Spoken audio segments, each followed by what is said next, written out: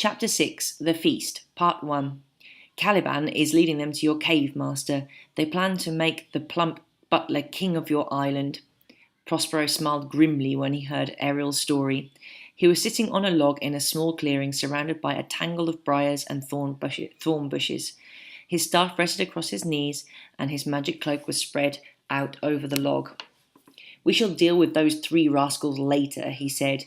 "You must lead them astray, Ariel, to some place where they can do no harm. But not yet. There's more work to do in this clearing first. Listen, the King of Naples is coming this way." Ariel cocked his head and listened. Sure enough, he heard the swish of swords through briars and feet trampling heavily among the bushes. "It is working, master," he said, "just as you planned." "Yes, Ariel, and when it is done, you will be free." Ariel laughed and soared away into clouds above the clearing to await Prospero's signal. When Prospero took up his magic cloak, put it around his shoulders, and immediately faded from sight. When the king's party forced their way into the clearing, they saw a circle of dry glass with an old log in it, and nothing else. "Oh, my old bones ache, my lord," said Gonzalo. "May we stop here and rest for a while?" "Yes, my friend," Alonso answered. "We're getting nowhere struggling with these brambles." They all dropped to the ground exhausted, and a sorry sight they looked. They found no trace of Ferdinand, nothing to eat, no sign of any water. Sometimes they thought they had heard a stream bubbling somewhere just out of sight, but when they made their way towards it, they only stumbled on more dry ground and stones. All this left them bad-tempered and drooping with weariness.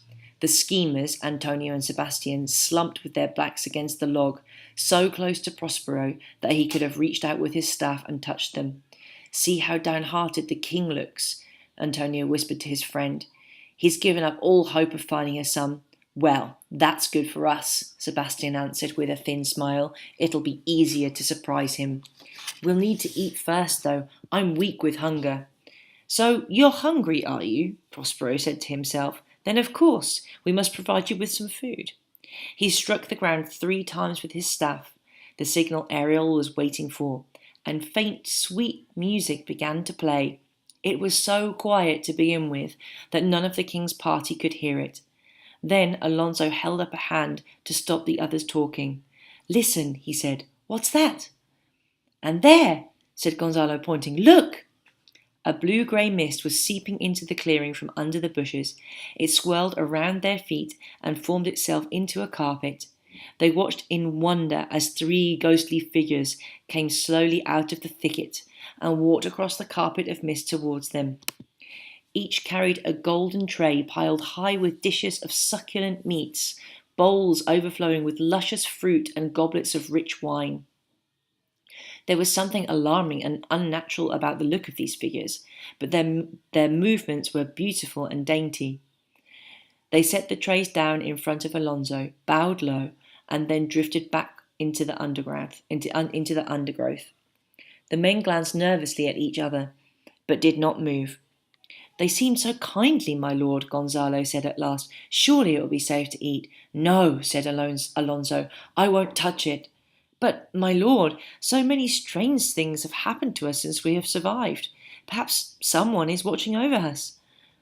"Every man here is gripped by hunger," said Antonio, taking half a step towards the fruit. "We must eat something." "Yes," Alonso said, "you're right. You're both right. Let's eat and take the risk." "Come quickly now, my Ariel," said Prospero softly. And Ariel was instantly there, but not in his usual shape. Alonso reached for the food, and the others followed his lead, but their fingers grasped at the air. A deep crack of thunder sounded just above their heads, and they looked up to see a red-eyed demon looming over them where the trays had been. The feast had disappeared entirely. The demon spread its huge leathery wings and blotted out the sky. It pointed a gnarled claw at the men cowering on the ground, but only 3 of them, first at Alonso, then at Antonio, then at Sebastian. "You are 3 men of sin," Ariel boomed at them. "You were brought to this island by the Tempest to answer for your wickedness. No point in reaching for your swords. My magic controls them now. You banished Prospero, the good Duke of Milan, and cast him on the sea in a rotting boat with his only child. You did not know or care whether he lived or died. For the evil you have done, anguish and torment will follow you every step of your way. The vision faded in another roll of thunder, and they were surrounded by warm air and daylight again. Alonso fell to his knees with his face in his hands. "Did you hear?" he groaned. "Did you hear what it said?" Gonzalo grasped him by the shoulders and shook him. "My lord," he cried, "what is it? What's the matter?" "Those things the creature said." "What creature?" "The sky darkened and the food appeared. I saw no creature." Alonso lifted his face, and his cheeks were wet with tears.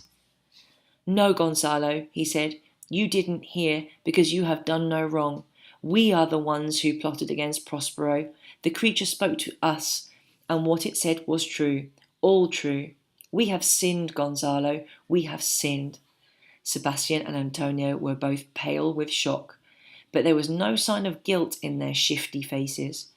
There was fear in their eyes, not remorse.